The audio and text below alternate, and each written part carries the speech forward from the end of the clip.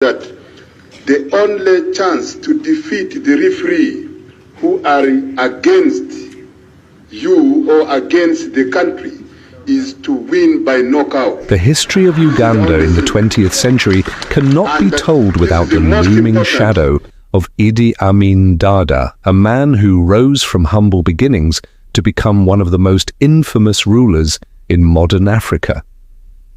His story is not simply one of tyranny and blood, but of contradictions. A man celebrated as a liberator, feared as a despot, and remembered as both a clownish caricature and a ruthless dictator. To understand Amin is to journey through a complex era of post-colonial Africa, where nations struggled to define themselves, where power often came from the barrel of a gun, and where charisma and brutality could live in the same body. Before we continue, if you haven't subscribed yet, kindly hit the subscribe button, and whether you're new or already part of the family, drop a comment and let us know where you're watching from. Idi Amin was born in 1925 in Koboko in northwestern Uganda, among the Kakwa people, a small ethnic group that straddled the borders of Sudan and Congo. His father abandoned the family, and young Amin grew up under the care of his mother, a herbalist and traditional healer. The poverty and isolation of his childhood gave him little access to formal education. By most accounts, he only completed a few years of primary school, leaving him semi-literate for much of his life. Yet this lack of schooling did not prevent him from cultivating a presence that was both physically commanding and deeply charismatic. Amin grew into a towering figure, standing over 6 feet 4 inches tall, broad-shouldered, athletic, and with a booming laugh that could fill a room. In his youth, he worked odd jobs, but his path toward power began when he joined the King's African Rifles, the colonial army maintained by the British. For the young man from Koboko, the army was a school, a career, and a passport into a wider world. In 1946, Amin enlisted as an assistant cook in the King's African Rifles, but his physical gifts and discipline soon saw him promoted to full soldier. The British quickly recognized his toughness and fearlessness, especially in hand-to-hand combat. During the 1950s, he was deployed to Kenya, where he fought against the Mau Mau uprising. His reputation grew as a fierce, loyal, and brutal fighter. The army gave Amin not only military training but also exposure to power structures. He was taught English, drilled in British discipline, and trained to obey without question.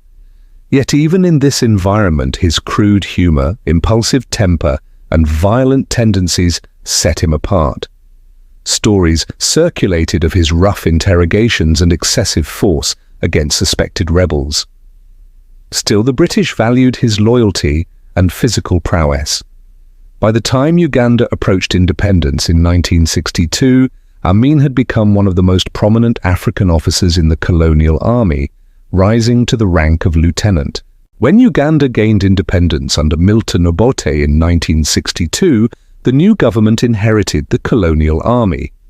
Amin, one of the few experienced African officers, quickly advanced. His ethnic background from the northern frontier, far from the political centers of Buganda and Ankole, made him seem a useful balance to Uganda's fractious ethnic rivalries. By 1965, Amin had risen to major and was deeply involved in Obote's schemes, including covert arms deals to rebels in Congo. His loyalty to Obote grew, but so too did his power. Amin controlled soldiers who answered to him personally, and his charisma made him popular among the rank and file. Uganda in the 1960s was a young state, struggling with tribalism, corruption, and the difficult balance between traditional kingdoms and a centralized government. Obote increasingly relied on Amin to enforce his authority. In 1966, Obote used Amin's troops to storm the Lubiri palace of the Kabaka king of Buganda, Mutesa II, forcing the monarch into exile. The assault destroyed the centuries-old prestige of the Buganda kingdom, cementing Obote's hold on power, but leaving deep resentment among the Buganda people. Amin was rewarded with promotions, becoming commander of the army and air force. Yet tension brewed between him and Obote. The president began to fear that his soldier had grown too powerful. Rumors of financial corruption, tribal favoritism, and secret plots swirled around Amin. In January 1971, while Obote was attending a Commonwealth conference in Singapore, Amin struck. On January 25, 1971, tanks rolled into Kampala. Soldiers loyal to Amin seized strategic locations, cutting off communications and surrounding government offices. The coup was swift and largely bloodless. Obote, stranded abroad, could only watch from exile as Amin announced over Radio Uganda that he had taken control of the country.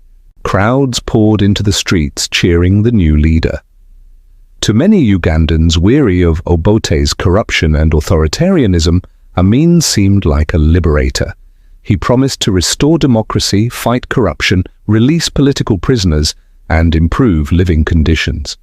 In his first speeches, he was humble and charming, even humorous. People celebrated this soldier who ate with common folk, danced in public, and played the role of man of the people.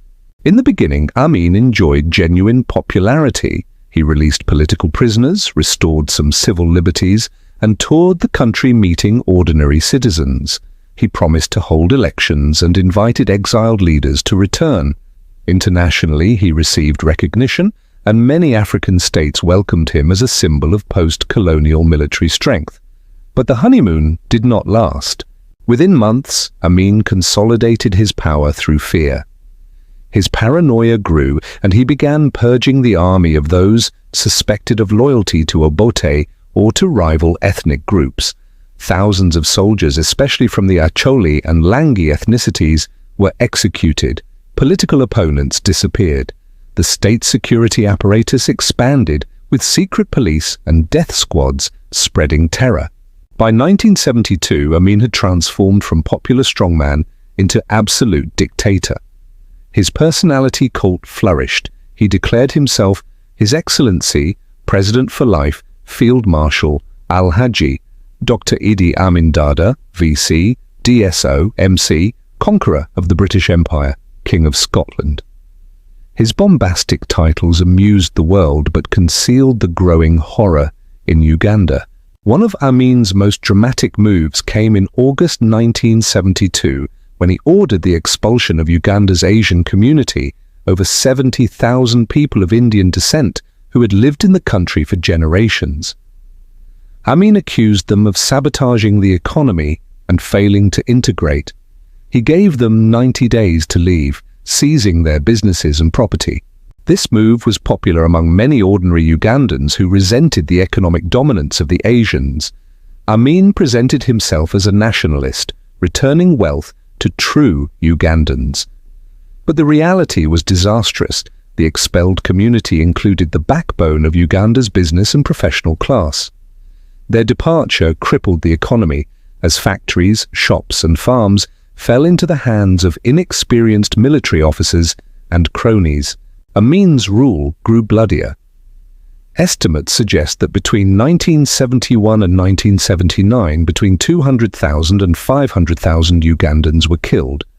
Victims included political opponents, intellectuals, religious leaders, journalists, and countless ordinary people caught in the wrong place at the wrong time.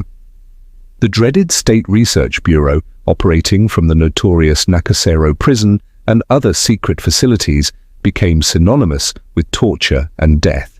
Amin's paranoia extended even to his inner circle.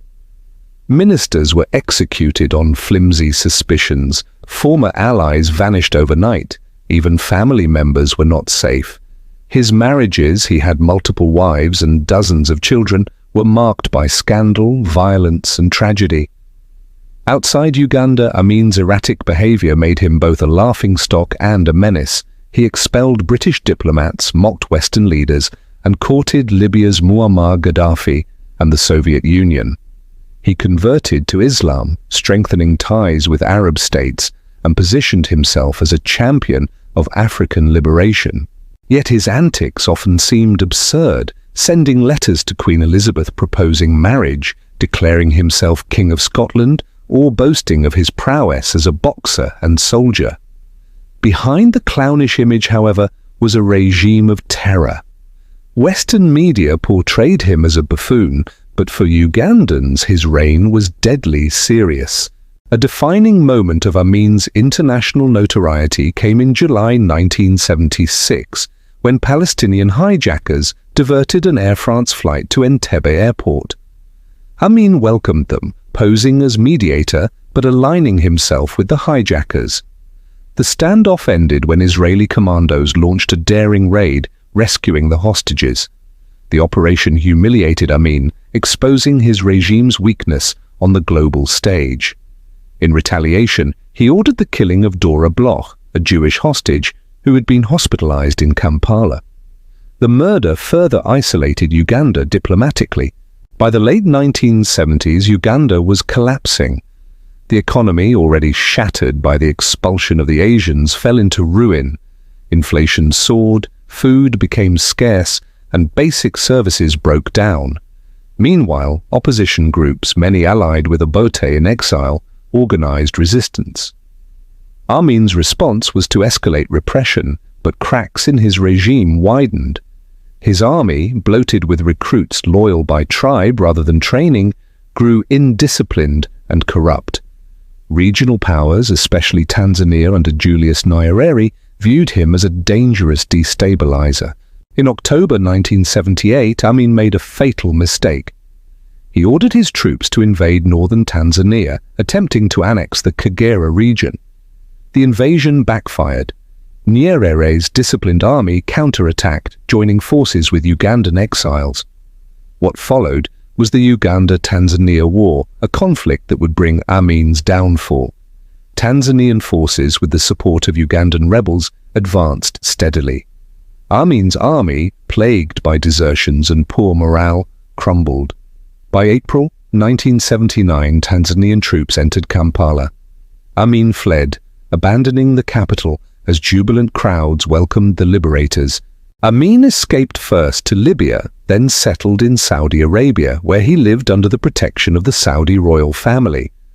Stripped of power, he lived a quiet life of exile, occasionally giving interviews but never expressing remorse for his rule. He lived in comfort, far from the chaos he had left behind. On August 16, 2003, Idi Amin died in Jeddah, Saudi Arabia, of kidney failure. He was 78 years old. His body was buried in a simple grave in the desert, far from the country he once ruled with iron and blood. Idi Amin's legacy remains one of contradiction. To some, he is remembered as a man who stood up to colonial powers, expelled economic elites, and asserted African pride. To most, however, he is remembered as a brutal tyrant whose reign brought suffering, fear, and destruction to Uganda. His rule serves as a cautionary tale of how charisma and military power can plunge a nation into darkness. Uganda, after Amin, struggled to rebuild, haunted by memories of mass graves and broken lives. Yet his story endures as a reminder that behind the bombastic laughter and clownish antics was a man whose rise and fall reflected the turmoil of post-colonial Africa, a man both larger than life and tragically human. What's your take on Uganda's late President Amin's rule? Was there anything you liked or disliked about it? Share your thoughts in the comments and don't forget to subscribe for more.